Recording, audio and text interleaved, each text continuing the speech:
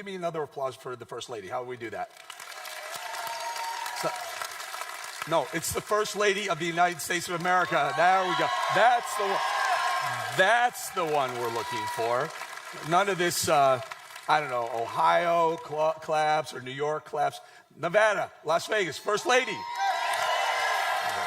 All right. You have to clap too, sir. You have to clap too.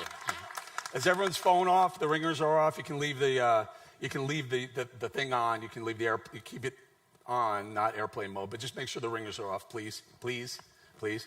And so we're going to have a great event. We'll get into the reasons why I'm doing it and what we're doing and how we're doing it.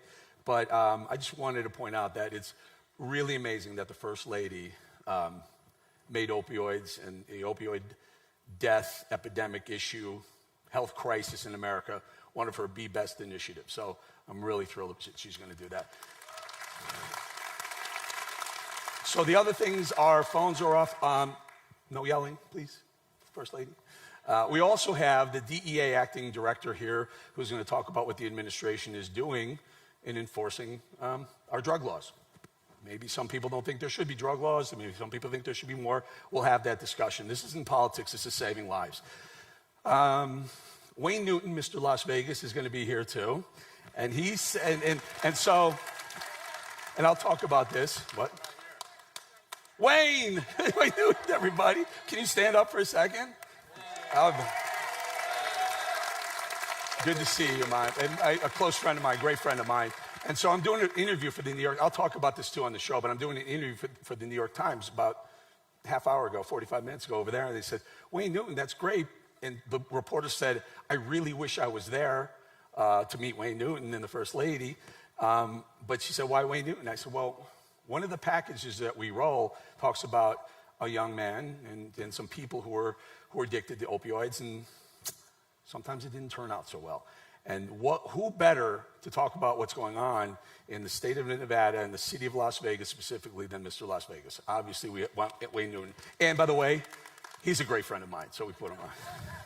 And then the lovely Westgate Resort here, the owners, David and Jacqueline Siegel, are going to join the Falwells, Jerry and Becky Falwell from Liberty University, and we'll wrap up the show like that.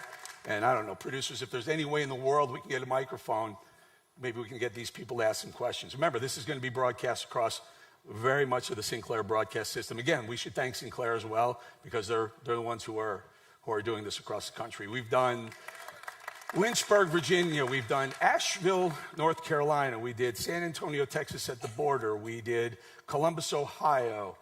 I don't know, we've done 6, 7, 8 of them.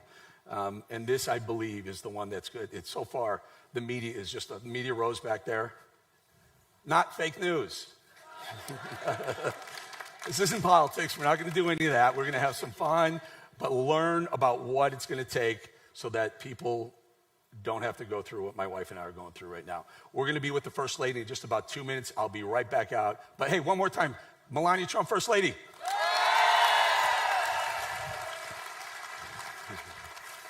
Okay, all right.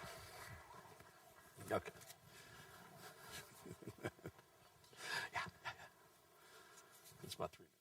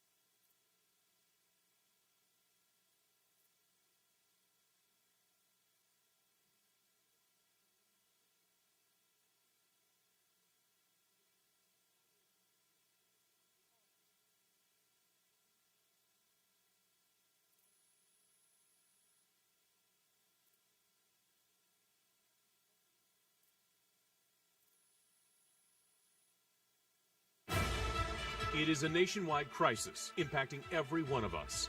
Opioids, legal and illegal, they're addictive and deadly. This epidemic is a national health emergency. Lives are being lost by the tens of thousands every year to painkiller abuse and heroin. The financial impact is in the billions. Opioid issues knife across each state, endangering every American city, suburb, and town, all cut deeply by the opioid epidemic. Eric Bowling lost his son to the synthetic opioid fentanyl at his Colorado University. We must commit to removing the stigma of shame that comes with addiction and helping change public opinion so that people find evidence-based treatment before it's too late. Stand up and fight the opioid crisis now. This is a Your Voice, Your Future town hall. Opioids, a national crisis. Now, Eric Bowling.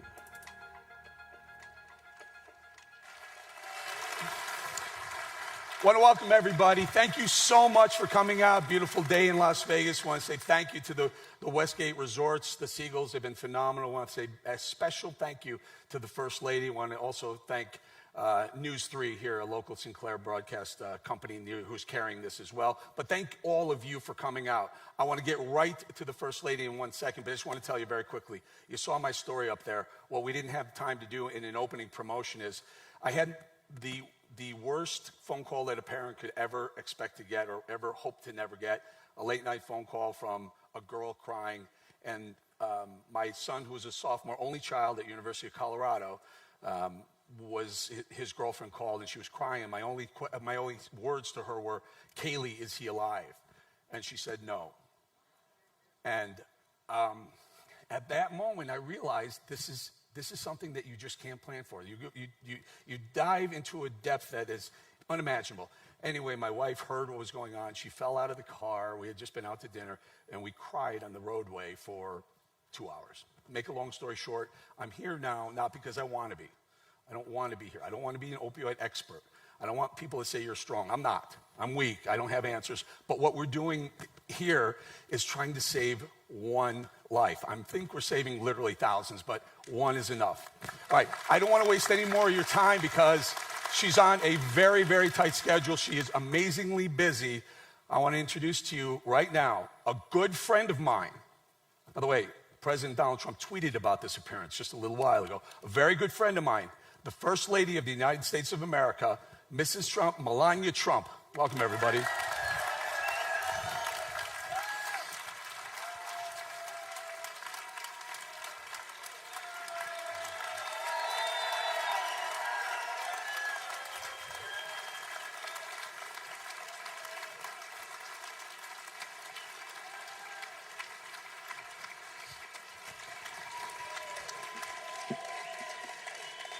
Thank you, Eric. I'm honored to be with you again. Good afternoon.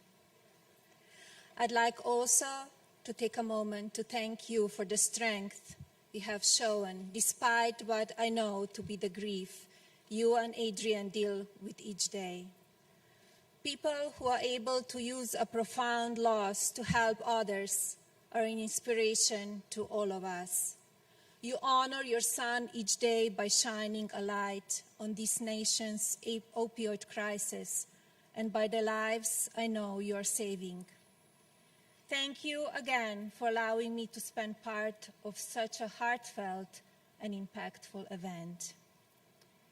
The United States is by far the largest consumer of opioids, using more pills per person than any other country in the world. In fact, overdose deaths have quadrupled since 1999 and now account for the majority of fatal drug overdoses. These overdoses are being driven by a huge increase in addiction to prescription painkillers, heroin, and now fentanyl. No part of our society or our country has been spared for the deadly disease or drug addiction. As most of you here know, my husband and his entire administration are committed to fighting the nation's opioid epidemic. As the statistics very clearly demonstrate, It is the worst drug crisis in American history, and as such, the President declared it a public health emergency and directed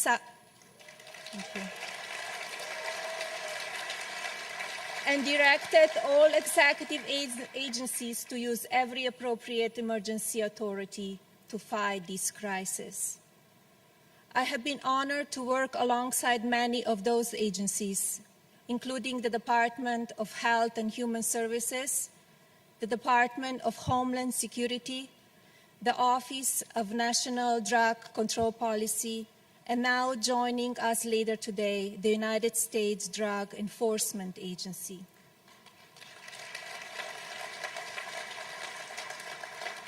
Together and with all of you here today, I know we can make a real difference and save lives.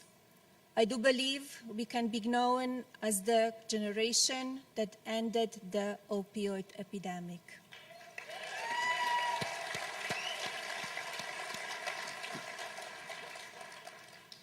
I'm so proud of the hard work and results that have already been demonstrated, including the work being done alongside doctors and medical professionals to carry out best practices for safe opioid prescribing, and requiring federally employed prescribers to receive special training to reduce overprescribing and increase access to evidence-based treatments. This administration also supports first responders and medical professionals access the tools they need to prevent deaths through life-saving overdose medications, and is currently distributing over $1.4 billion in grants for addiction prevention and treatment, and over $50 million to support law enforcement programs that assist those facing prison and addiction.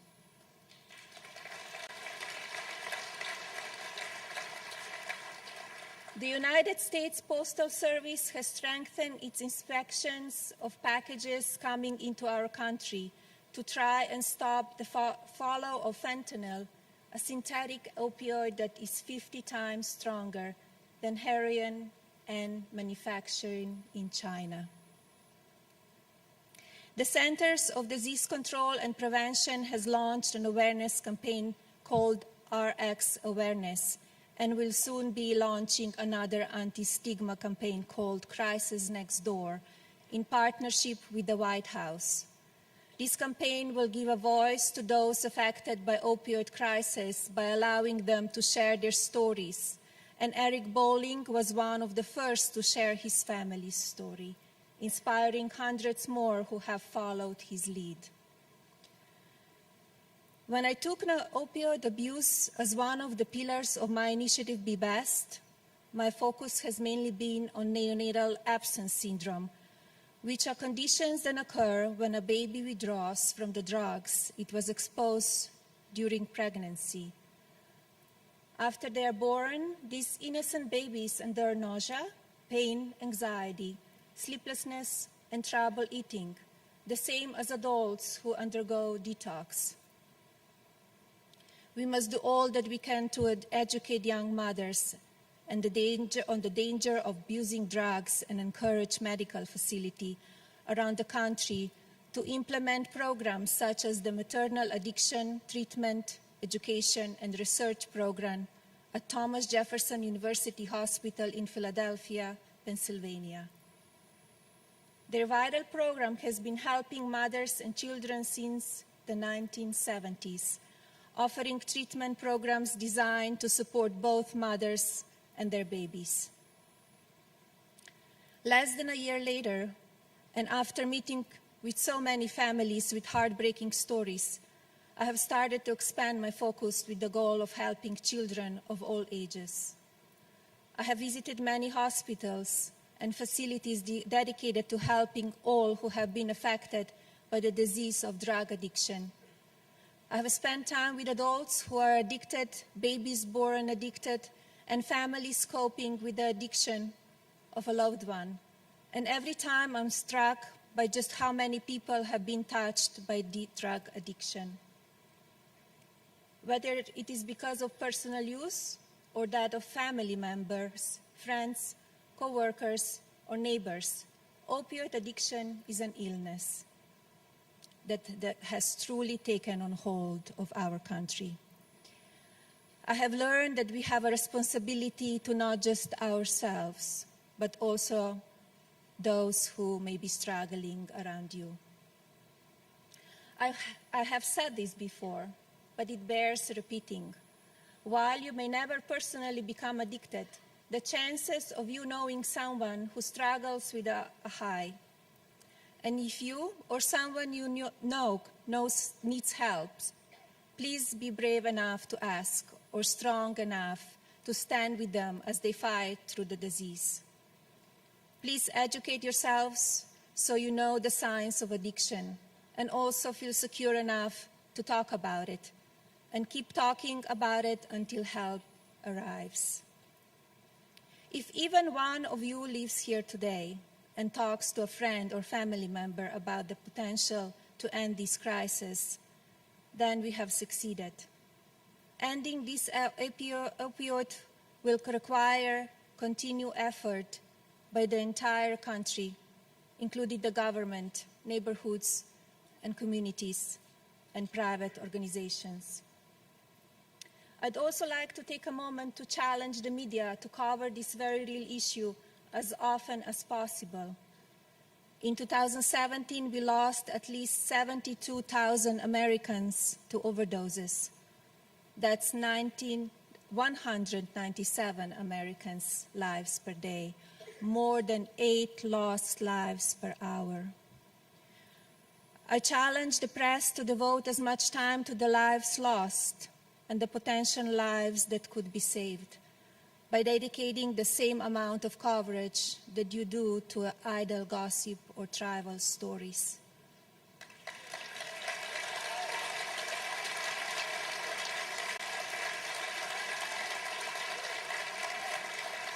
When we see breaking news on TV or the front pages of newspapers, it is my hope that it can be about how many lives we were able to save through education and honest dialogue.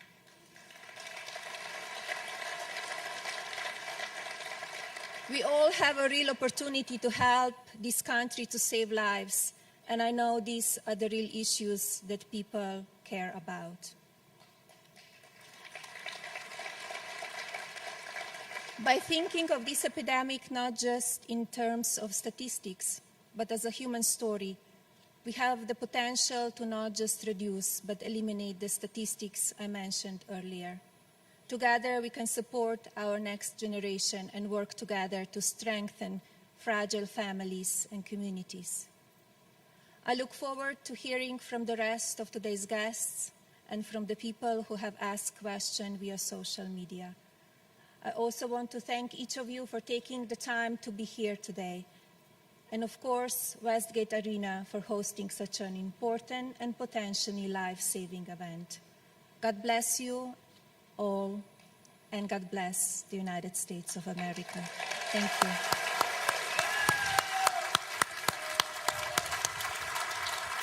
That was wonderful. That was great. So we stand here just stay with us for 1 second. The First Lady of the United States, everybody. We're here at Las Vegas. First Lady.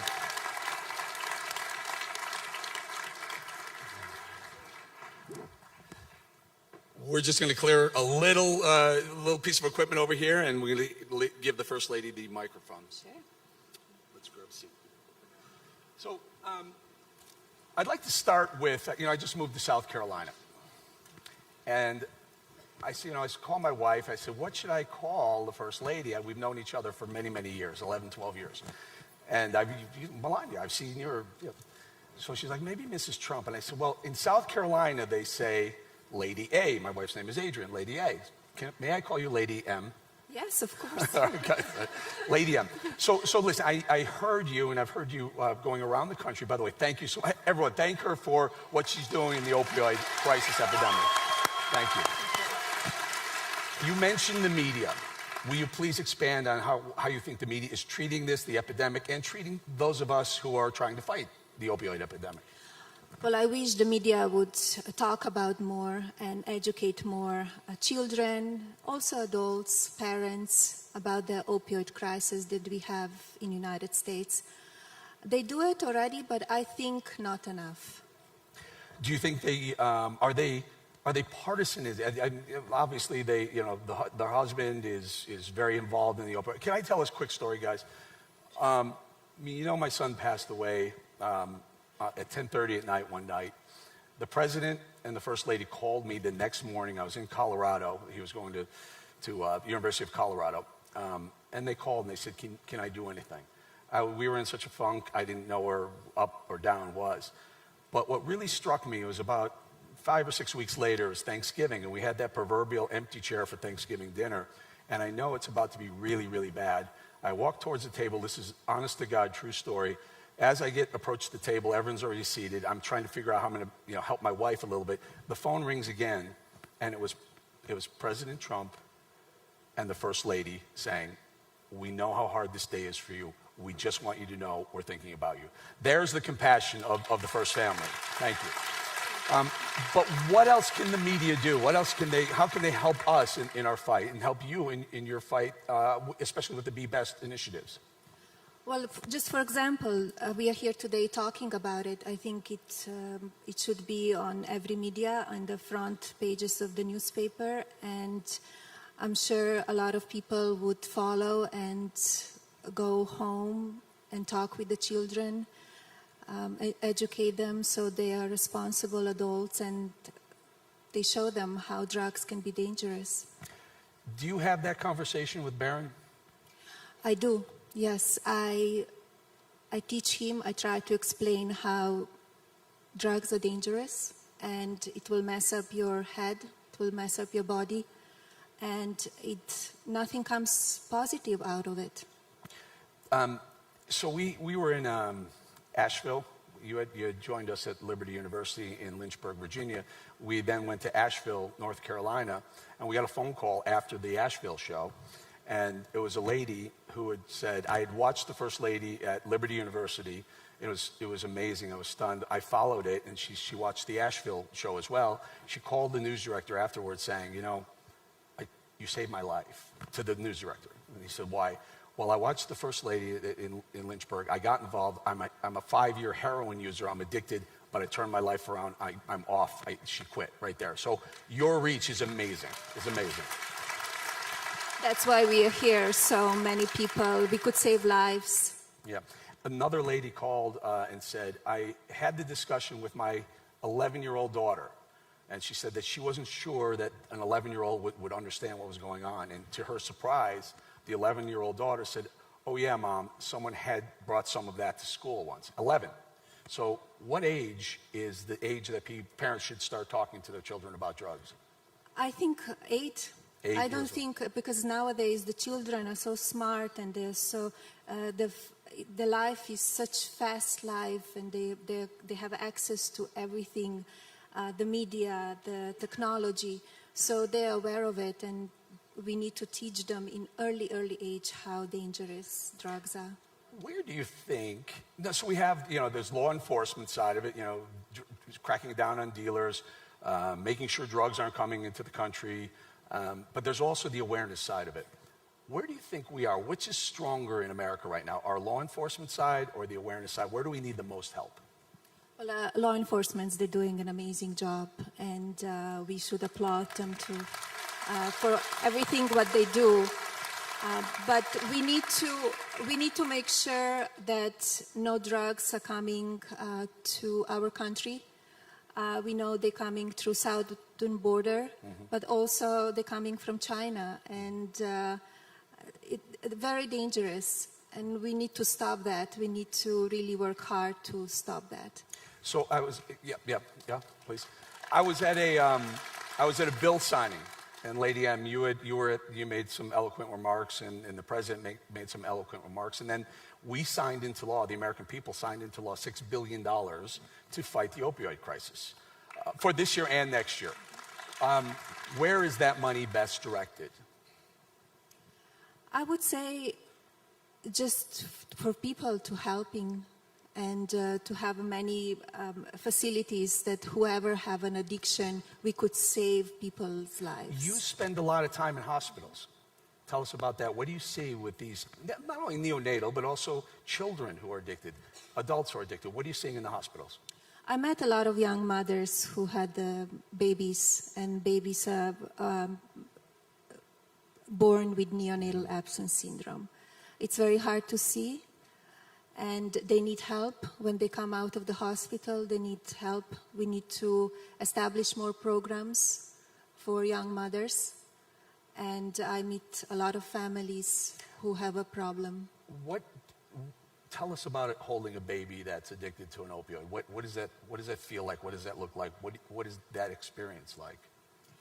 It's very touching. It's in one way it's very sad, but I have a hope because we have a lot of great professionals who they know what they're doing, and they're saving those babies, and those babies slowly transition to a healthy lifestyle.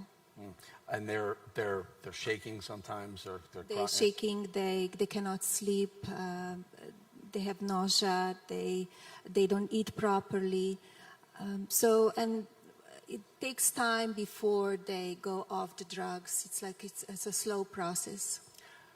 In your home country, is there a drug problem the way it is here? It's not the way it is here. Of course, every country has a drug problem, but it's not the way it is here. It always was a problem, but they're doing the best that they can to prevent the young children to go in the wrong path. Are they doing something differently than we are? I think the stigma needs to be addressed, and we need to talk about it, and whoever has a problem should not be ashamed to come forward to ask for help. Yeah. One of the things we've learned, folks, is that as we go around the country, and again, Sinclair's been great, we've been doing 14 of these. I think that's the thing that we've realized the most.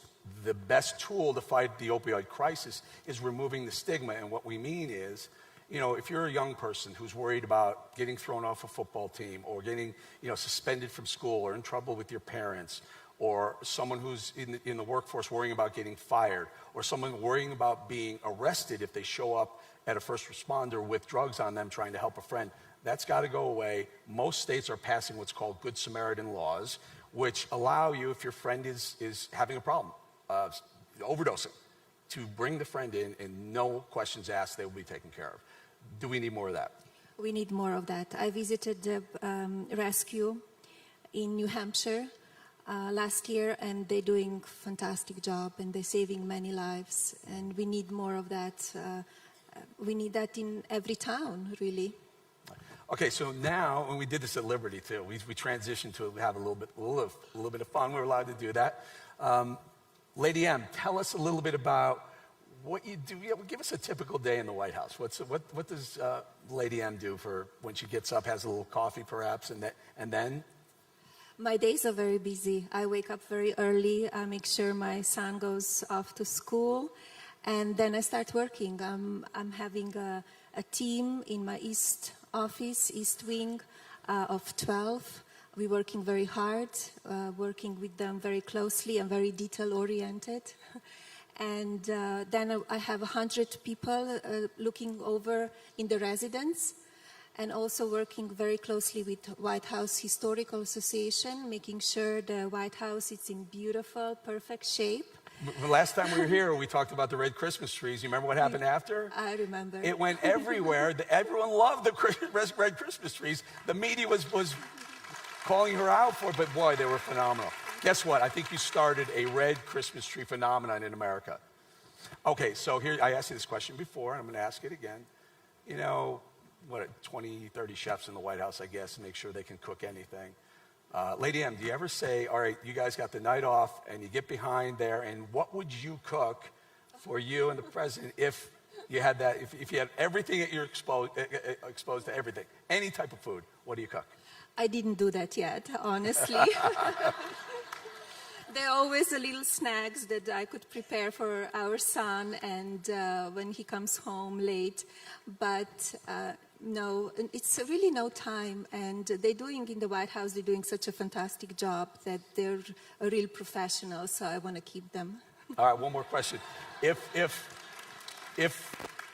the family had one choice for a meal as a group, what would it be?